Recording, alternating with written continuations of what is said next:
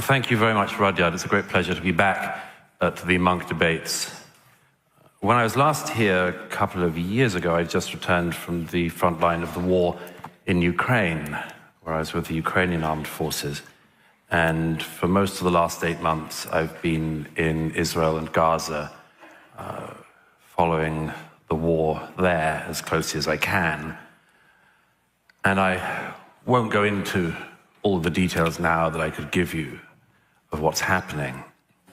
But I would just put it in perspective in this way, first of all.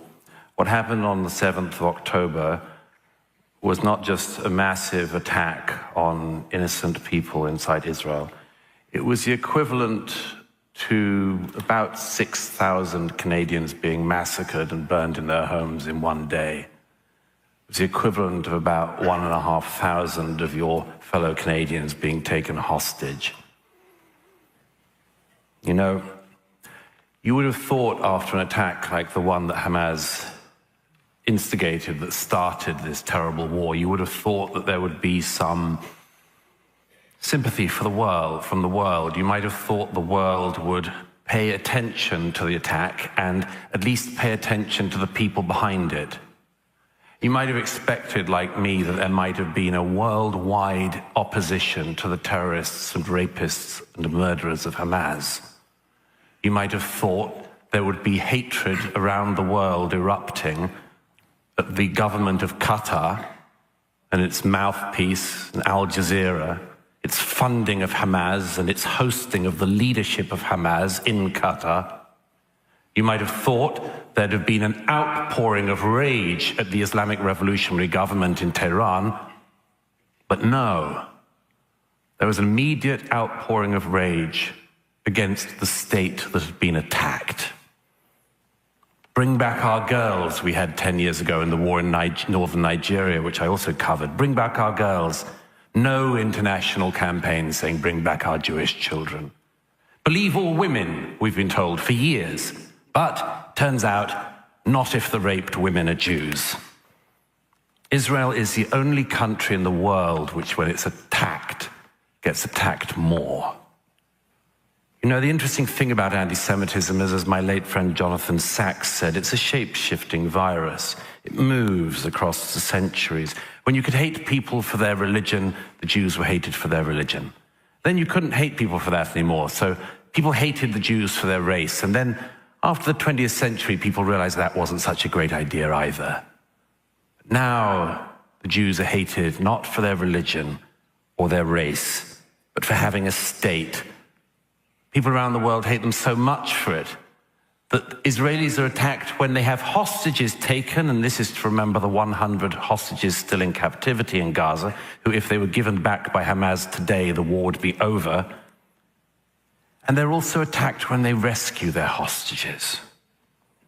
You know, the interesting thing about anti-Semitism is the Jews can never win, because historically they've been hated for being rich and for being poor.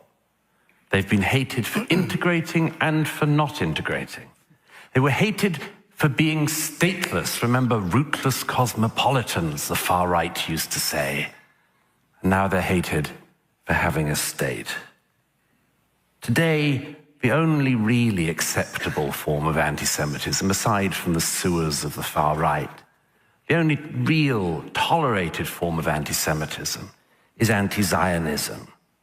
And Zionism, as we just heard, is simply the right of the Jews to self-determination in their historic homeland.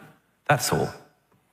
Anti-Semitism, as we've also just heard, is double standards against Jewish people, or cruel and unfair treatment of people because they're Jews. This isn't very far away from home here.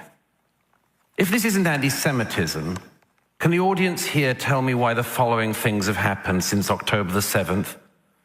Why in a Montreal suburb a synagogue should be firebombed, as happened in November? Why there should have been gunshots against the yeshiva? Why in Toronto a bookstore owned by a Jew should be attacked?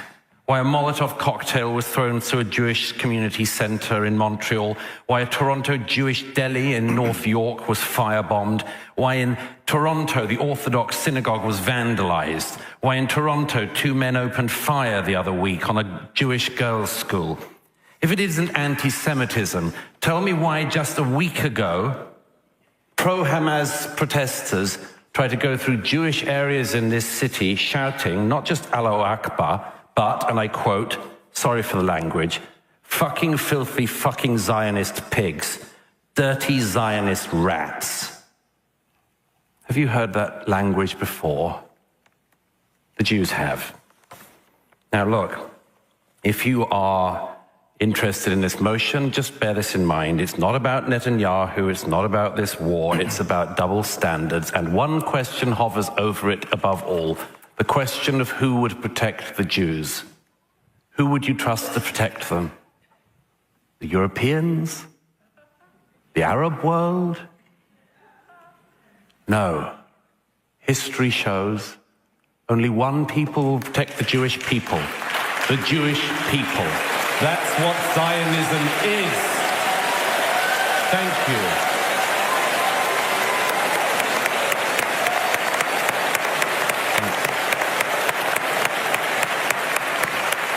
Thank you for that opening statement, Douglas. It's now